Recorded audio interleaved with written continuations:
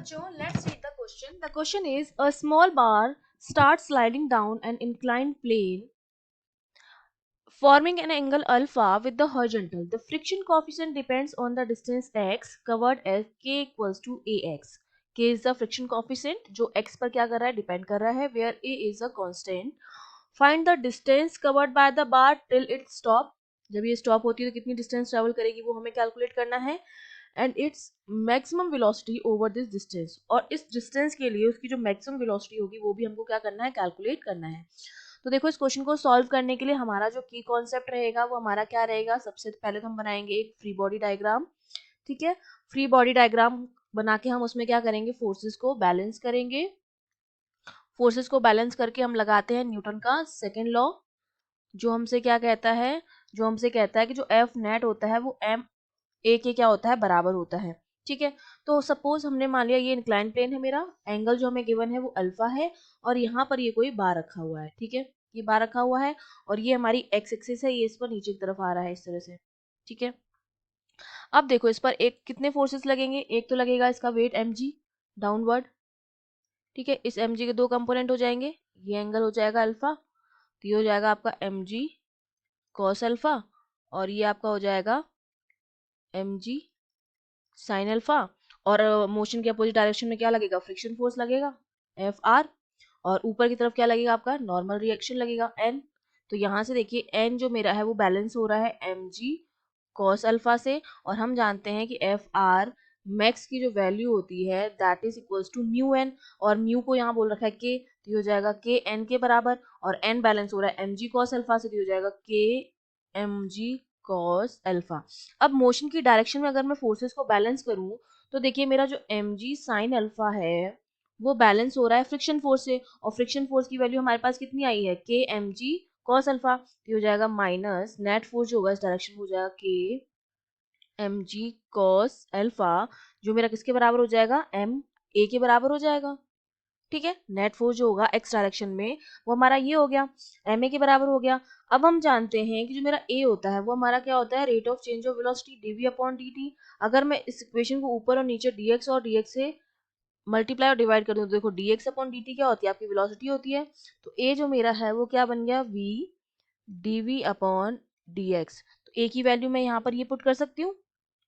ये वाली वैल्यू देखिए हमारे पास कितनी हो जाएगी, ये वैल्यू हमारे पास हो जाएगी, m से m कॉमन आ जाएगा, कट जाएगा वो, यहाँ पर बचेगा हमारे पास g sin अल्फा माइनस यहाँ पर आपके पास क्या बचेगा, k g cos अल्फा.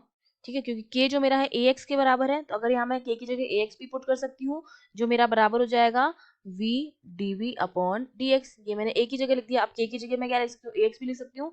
तो ये इक्वेशन मेरी कितनी क्या हो जाएगी, g sin alpha minus ax g cos alpha equals to v dv upon dx. अब dx वाला टर्म इस तरफ लेके आएंगे, v dv हमारा इस तरफ बचेगा. ठीक है, तो ये हो जाएगा v dv equals to g common आ जाएगा, ब्रैकेट में बचेगा आपके पास sin alpha minus x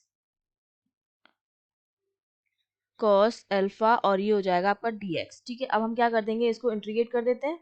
integration जब करेंगे तो देखिए इसका इंटीग्रेशन होगा 0 टू x के लिए, डिस्टेंस के लिए, और इसका इंटीग्रेशन होगा 0 टू v के लिए. ठीक है, जी हमने कॉमन ले लिया, यहाँ पर एक a और बचेगा. जब हम g कॉमन लेंगे तो यहाँ पर ax ना. ठीक है, अब जब हम इसको इंटीग्रेट करेंगे, इसको विद रेस्पेक्ट टू x और इसको विद रेस्पेक्ट टू v, तो यहाँ पर तो बचेगा आपका v स्क्वायर बाय 2, और यहाँ पर हो जाएगा g sine alpha x minus x square by 2 a cos alpha. ये मेरे पास आ गई इक्वेशन 1.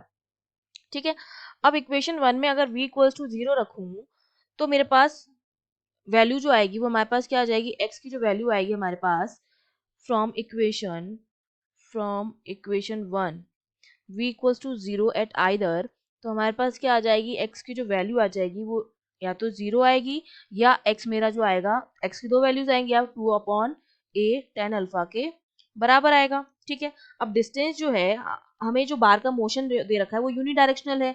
इसका मतलब ये एक फिक्स डिस्टेंस के बाद स्टॉप करेगी, तो वो डिस्टेंस हमारी कितनी हो जाएगी, x equals to 2a tan alpha के बराबर हो जाएगी.